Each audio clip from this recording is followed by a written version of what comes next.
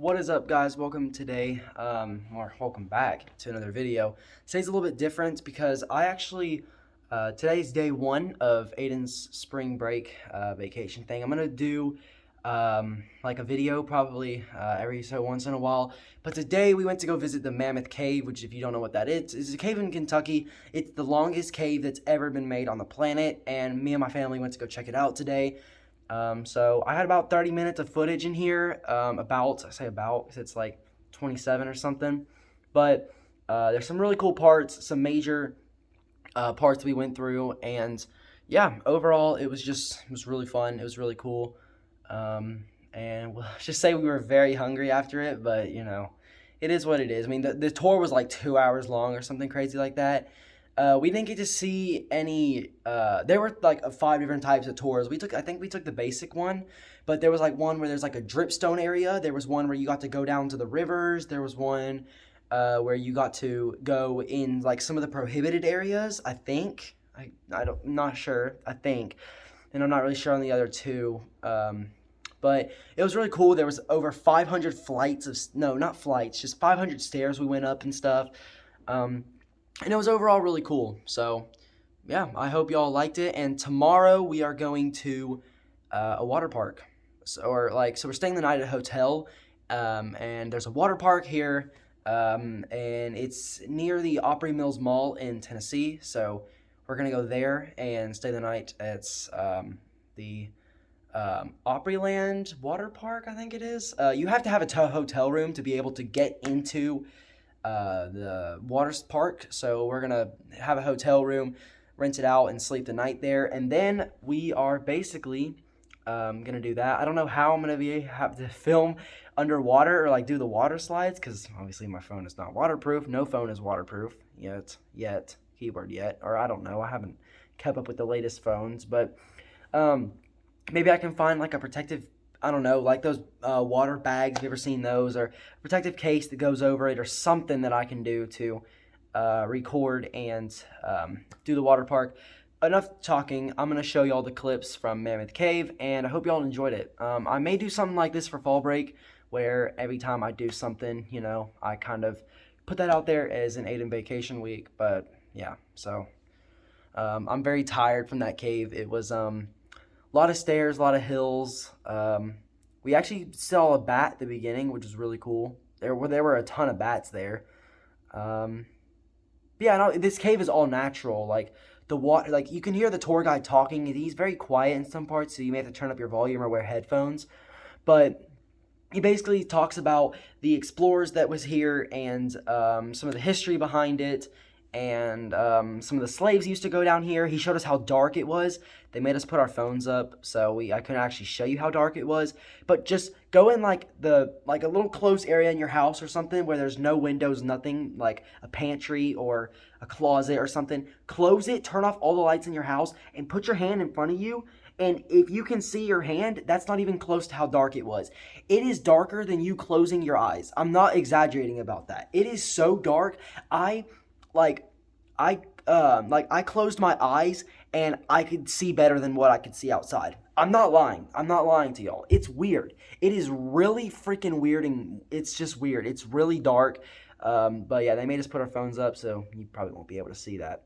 But anyway, enough chit chat. Hope y'all enjoyed, or I hope y'all enjoy the video, and I'll see you tomorrow for the water park stuff. Let's get on into the footage.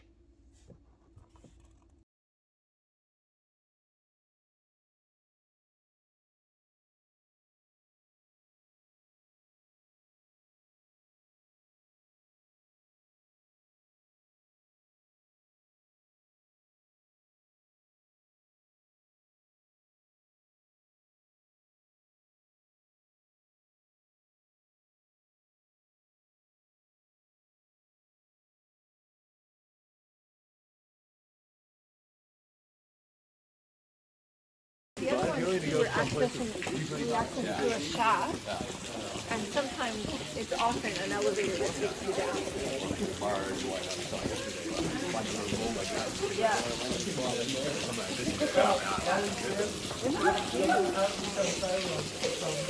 There's no doubt.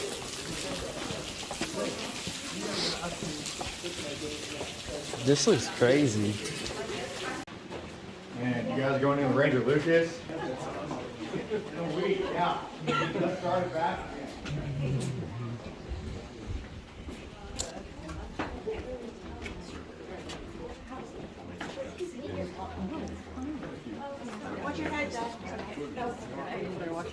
Yeah, I'm about to watch my head, bro.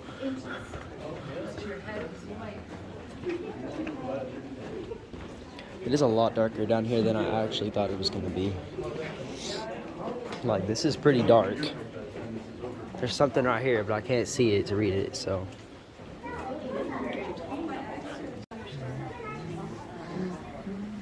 Bat. This is dark. Row. There's something over there.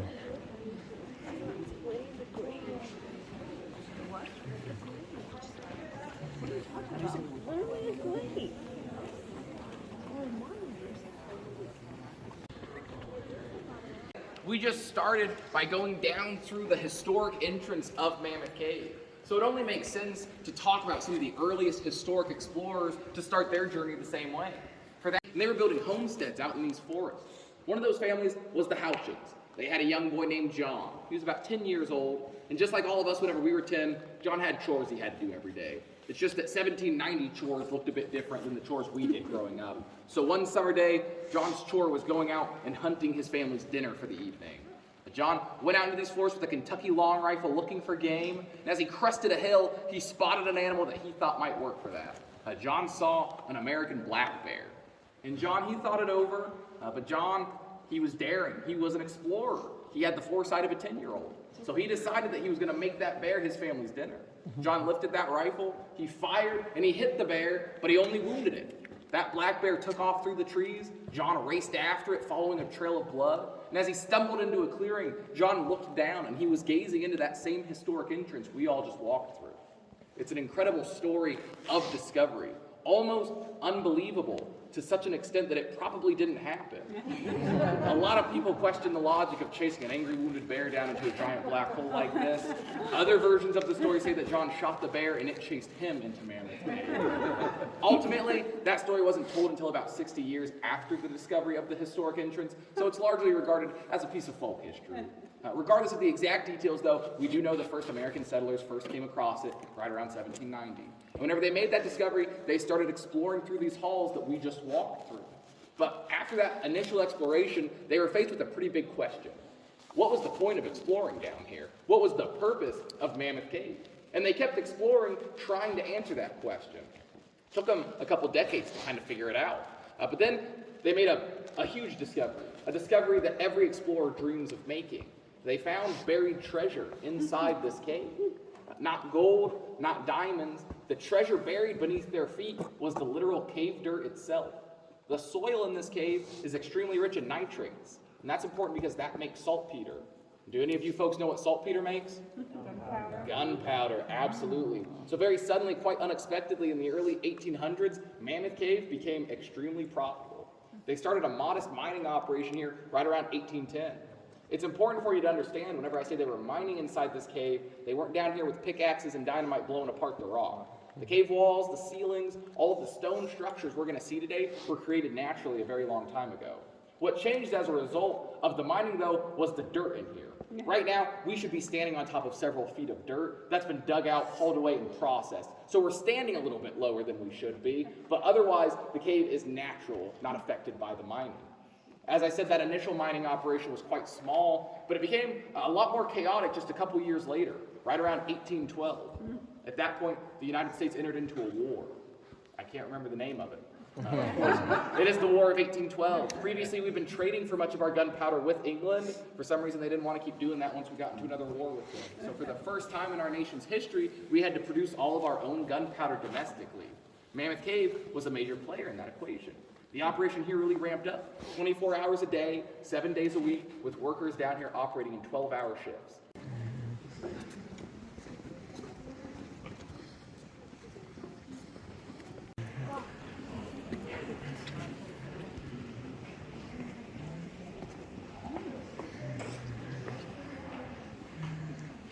When they're done exploring, it's like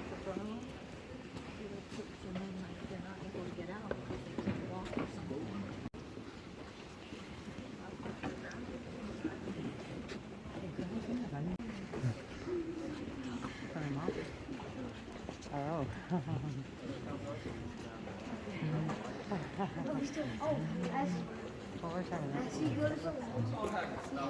Exploring these passages over 5,000 years ago. In total, they explored nearly 20 miles down here. That's the farthest any prehistoric culture explored a cave system anywhere on the planet. We know they made it that far because of all the artifacts they left behind. Things like the ends of their cane-reed torches, woven moccasins, stone tools. The motivations for those prehistoric explorers to go so deep inside Mammoth Cave are quite similar to the motivations of the saltpeter miners who would come after them, only it wasn't saltpeter the Native Americans were after. The treasure they were searching for is a mineral called gypsum. Gypsum is a very delicate, crystal-like mineral that slowly sweats through the pores of the limestone inside this cave. Because it's so delicate, those prehistoric explorers could use stone tools and mussel shells to scrape it from the walls, and they'd collect it in baskets and gourds they had hollowed out to be used as bowls. Those prehistoric Native Americans harvested tons of gypsum from inside this cave. And despite that, to this day, we have no idea what they were using it for. Gypsum occurs in very dry environments like this cave because it's very soluble to water. It can't withstand the elements, certainly not for thousands of years. So whatever gypsum those prehistoric explorers took back to the surface with them no longer exists. There are dozens of theories about what it may have been for, that it could have been culinary or medicinal, decorative, ceremonial. At this point, any one of those theories is just as likely as the next. We don't have enough evidence to support one over the other. We will likely never get a definitive answer as to why those prehistoric explorers coveted that gypsum so greatly. But it's from their prehistoric quest for that gypsum that we get one of our greatest accounts of exploration down here inside this cave. About 2,000 years ago, one of those prehistoric Native American explorers was mining gypsum in the cave, scraping it from the wall with a mussel shell, when he undercut the rock above him. The weight shifted, and a 6-ton boulder broke free and fell on top of that explorer. 2,000 years later, in 1935, a tour guide discovered the final resting spot of that man not far off of a commonly traveled tour route. That explorer's head and arm were still protruding out from beneath that boulder.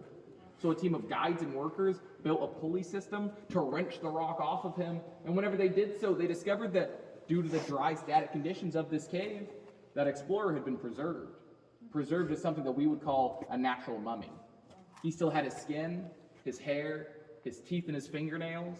He was still wearing the clothes he'd worn on that day. He was still holding the tools he'd been mining with. He was so well preserved, they could still find the seeds and nuts in his stomach that were his final meal. The guides who discovered that explorer gave him the name Lost John. And as many of you may be able to predict, the pursuit to recover Lost John wasn't really fueled for academic purposes back then. It was much more fueled by tourism. They took Lost John and they put him in a glass case. And they put him on display along a tour route right here where we're at right now. Lost John stayed that way until 1976. It was only at that point that public opinion began to shift, began to see that as disrespectful. So Mammoth Cave reached out to the Native American tribes in the area and asked what should be done. What was the most respectful route to take with Lost John? They conferred amongst themselves and they decided that Lost John had rested inside Mammoth Cave for over 2,000 years without anyone bothering him. So just put him back. And that's what they did. They reinterred Lost John inside this cave. He couldn't be put back in his original resting spot. That's too well known a location. So instead he was buried in a secondary, more private spot. That's where Lost John still lies today.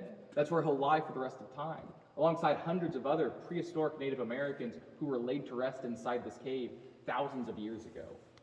Lost John's story is particularly sensational. Because of that, he kind of becomes a representative of all the prehistoric explorers who came through here, representative of their bravery, of all the dangers they had to face down here inside this cave. The most constant threat, the most constant peril to those prehistoric explorers was, of course, the ever-present darkness of the cave. So if it's okay with you folks, I'd like to show you what they would have all seen over 5,000 years ago. I'll step down to this light box. I'll encourage you all.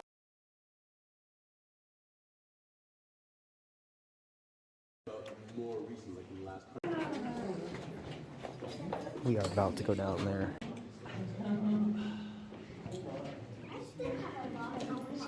I'm about to have to crouch under this. Oh my god, that is literally almost touching my head. I'm so tall.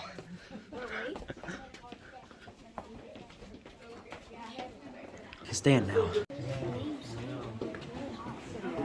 Wow. It's dark. More stairs. There are signatures from people.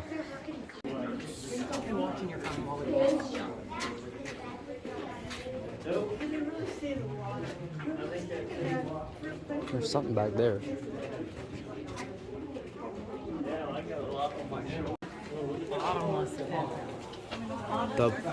The bottomless pit. That is, oh my. Well, that's scary. Okay. What is down there? Yep, there's more ducking.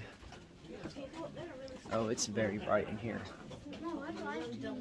I'm such a tall person. There's more ducking. This is Fat Man's Misery. This is the tightest thing in the cave. The tightest. I bet it gets tighter, but like we're just not going. It probably does. I bet this thing gets really freaking tight.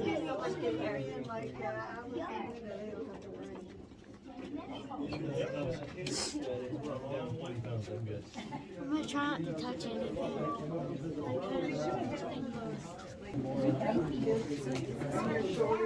This is Fat Man's Misery. Not this, not this. This is... I'm tall, guys. I'm having to duck. This is terrible. Weird stuff on the floor.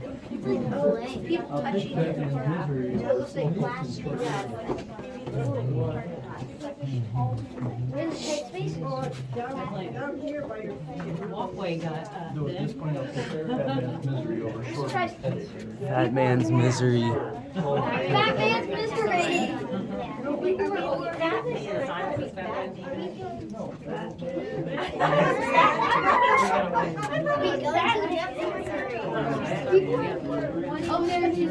Oh yeah. Oh my God. It's like a... Okay. It's like an organ.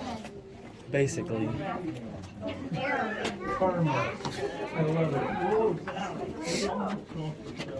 It's starting to get really freaking tight up here. I'm gonna touch it. I'm gonna stop bragging. Look at that.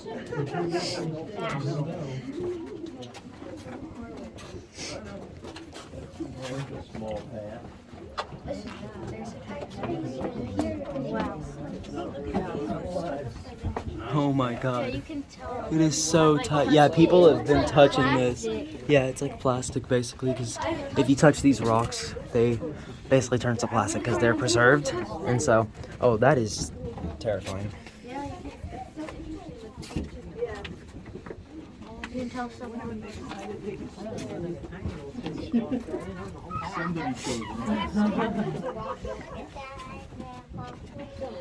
I think this is the exit. Please be the exit. Look at how tight this is. I don't know if y'all can see it. Misery, but not the cave. You have more room. It's so tight. Wall there, wall here.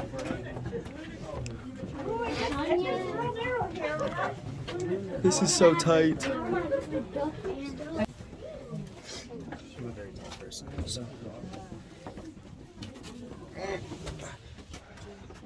almost got stuck right there. Lots of I thought times it was above. gonna be like a short thing, like a 3-foot thing, but this is That's weird. I hope the camera got that. That was weird.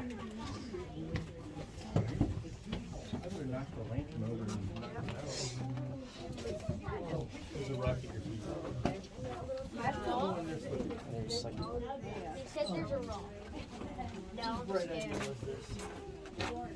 it is so tight. It's very tight. There is a rock. There's a rock right there. Watch for it. There's a huge rock. Oh yeah, there's a big rock. There's a big step right there. Oh God, I'm so tall. This is, oh God, this is terrible. This is terrible.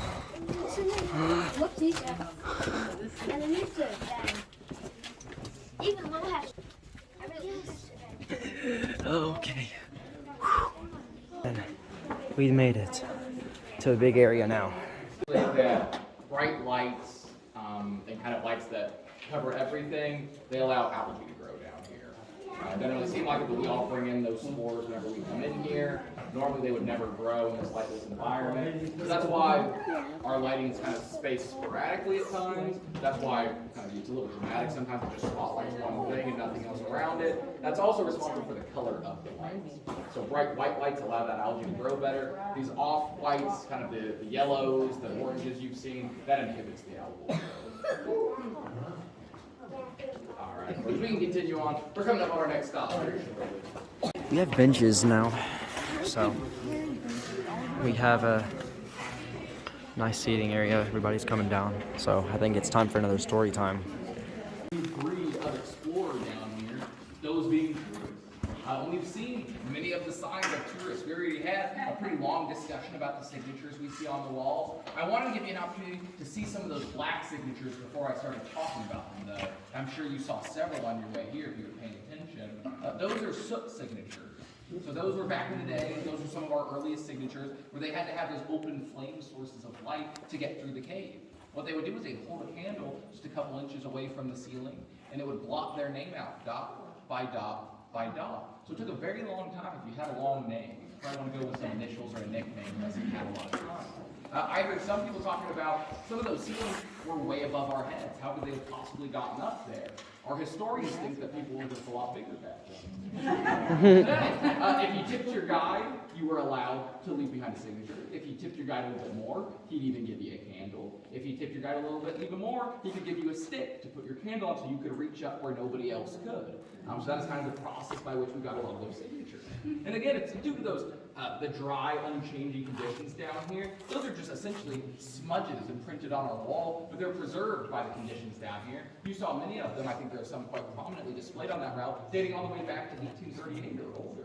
Those are authentic. Those are genuine signatures there.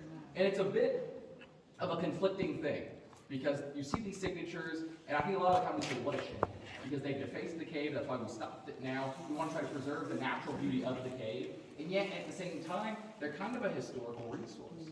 Each one of these signatures that were put on here at one point in time was an explorer who was here walking through these halls, spent time to blot their name out with a candle or to scratch their name into the rock. It can kind of give you conflicting feelings about it in that sense. Even these signatures that came after it became illegal to do that, anything older than 50 years is deemed an artifact by the park.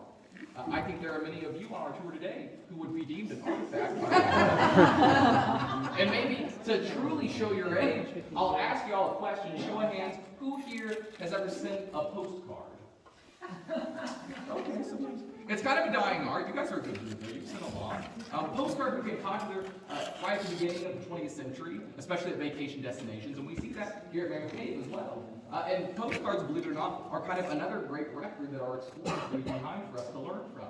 I'm not in a great position to show you all individually right now, but in this book, I have several Mammoth Cave postcards from years gone by. If you have any interest, I'd happily show you once we get back up to the surface. But these books, the pictures, the artwork on the front is always very interesting. But what's much more important, much more informative, are the stories that are written on the back. A lot of the time, they can show the differences, the similarities between visitors now and visitors back in the day. We were just talking about that 50-year mark. I have a postcard from the far-flung year of 1970. Where a man says, the caves are gorgeous, but it's a complete scam because you have to pay and you don't even get to see the whole thing. I mentioned to you before, we are the longest cave system on the planet. We are currently mapped at over 426 miles in length, and they still haven't found the end of it yet. So if any of you are upset today, if it helps, I haven't seen it all either. We have a postcard in here from 1960, a man named Max. He went on a 4-mile tour, took him 6 hours. He closes out his postcard by saying, "It is truly no place for a fat man." We didn't come up with that name recently. People have been feeling the exact same way you've been for hundreds of years now. But the fact that I think we all made it through okay today means that we can let out a sigh of relief. There's a postcard in here from 1906. A man went on what we call the long route back then. He had an 18-mile tour. He describes the conditions of that tour, how hard it was, how tired he is, and then he closes out his postcard by saying, "Also, I think you have treated me shamefully in not responding to my previous letters." Don't you hate whenever somebody won't call you back? Text you back? This guy got ghosted in 1906. Next time somebody doesn't respond to you, though, say that you have treated me shamefully. A lot of the postcards that we find, though, don't talk about the cave, don't talk about their experiences here at all. They just talk about their everyday lives. They're just writing back home to their loved ones to find out how they're doing. And one particular postcard comes from a woman named Ella. She wrote a very cut and dry message back home. She wrote, "Dear friend, I haven't heard from you in so long. I just wonder where you are and how you are. I'm doing just fine. Has your husband joined the army yet? Write me soon. Love, Ella." It's a really basic postcard, seemingly quite insignificant. That postcard is marked, though, with the date of October 1943. Ella's maybe seemingly insignificant question about if her friend's husband had joined the army was asking if he'd enlisted in World War II yet, if he joined in fighting in the largest conflict in human history. Whenever Ella wrote that postcard, of course, though, she wasn't trying to pin some type of historic document. She wasn't trying to create an artifact. That was just her everyday life that she was writing about. But now, Mammoth Cave has a way of preserving these things. We've talked about how it's preserved so many things left behind inside here, but it also preserves the stories of the explorers that come through here. And we get a little snapshot into a very different time, a very different way of life from Ella writing that letter. And that's true for Ella, but it's true for all the explorers who have come through here. Ella could have never imagined that whenever she came here, she went on a tour and she wrote a postcard and sent it out, I believe she sent it to Illinois, that someday that postcard would end up back here, would be read on a tour 80 years after she visited on the very tour she went on. That's a very special thing about Mammoth Cave, is the way that we can preserve the stories of our explorers here. You folks have any questions about any of that? Anything else about the cave we've discussed so far? Yeah. You said they're still exploring, like who does that exploring? The modern day exploration is done by the Cave Research Foundation. They are a volunteer group, but volunteers are kind of leading caving experts in the world. So they all have daytime jobs. They come here on extended holiday weekends normally, and they do that exploration down here. They have to map out every new section they find, so it's very slow, very meticulous exploration. So generally they add on maybe 2 to 5 miles to the overall length of the cave every year. So it just keeps growing, keeps getting longer and little lighter. Any other questions? How long does it take to get to the furthest parts of the cave where they're still exploring? That's a great question. So normally they will do their expeditions in 36-hour increments. So in total we have about 30 entrances into Mammoth Cave. Around half of those are natural, the other half are going to be man-made. They all allow you to access different parts of the cave.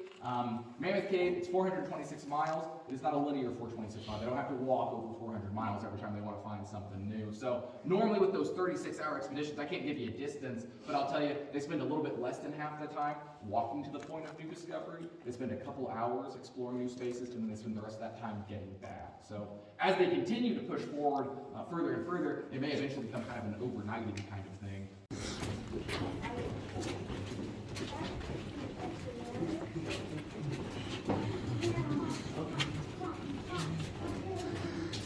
The ceiling is like right here, bro.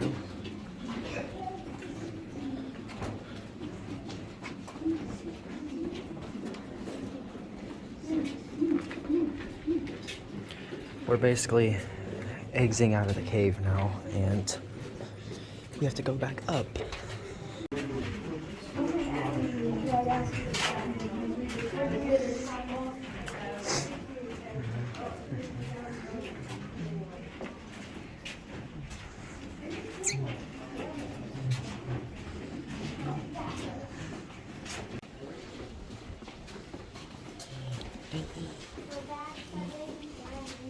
Oh, I hear water. I can hear water.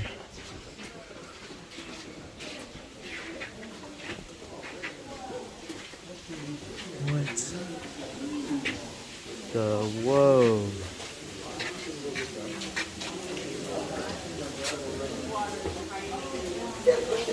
Don't drop your phone. Mm-hmm. Why are you holding your phone?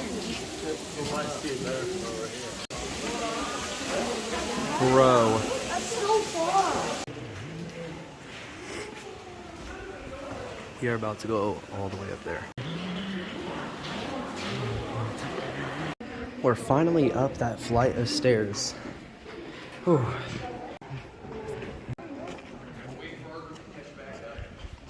While we're waiting, if y'all have any questions about anything, feel free to ask. Oh, that light flickered.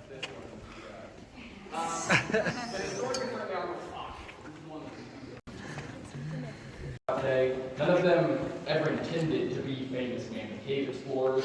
They all just came here because they were really curious about what was down inside that big hole. That is the exact same reason each and every one of you were here today. None of them expected to become a part of Mammoth Cave history, but that's what happens by coming here and exploring it. You get intertwined with all the stories of all the other explorers, and that's true for all of you as well. I hope you will change yourself in that respect. Obviously, in my pocket, I have all these old postcards. I also have some fresh new postcards. They're unwritten, but they are addressed to me back here at Mammoth Cave. If you want to take a more literal approach to being part of the history of the explorers here at Mammoth Cave, you can ask me for a postcard once we get back to the surface. If you're willing to take on the challenge, fill that out. Tell me about what you saw in your exploration today. Tell me what you liked, what you didn't like. Send it back to me. In 100 years, I don't think any of us will probably still be around. In 100 years, this won't be my postcard collection anymore, but these postcards will still be here at Mammoth Cave, and they'll still be that historical reference that we're using those postcards for today. If you don't want a postcard, if you don't want to engage in that, I hope at the very least you continue to explore. There's so many national parks in this country, there's so many wonders in the world to see. Just keep exploring every day. There's always something new to discover. A lot of times you just have to be willing to go a little bit beneath the surface to get to it. Again, folks, I really appreciate you coming out here today. It's always my pleasure to lead our expedition to the longest cave system in the world. I appreciate you coming out. I hope you enjoy the rest of your day at Mammoth Cave National Park. I'm going to get us back up to the surface now. And also, guys, quickly before the video ends, cannot be an Aiden Hunt's Ghost GT video without seeing a ghost. At first, I thought this was a ghost, but obviously it's just a woman. So just wanted to put that out there because it looks really weird, and it was kind of creepy the first time I saw it. I don't know what she was doing there. She wasn't really part of the tour guide or whatever, but yeah, really creepy. Anyway.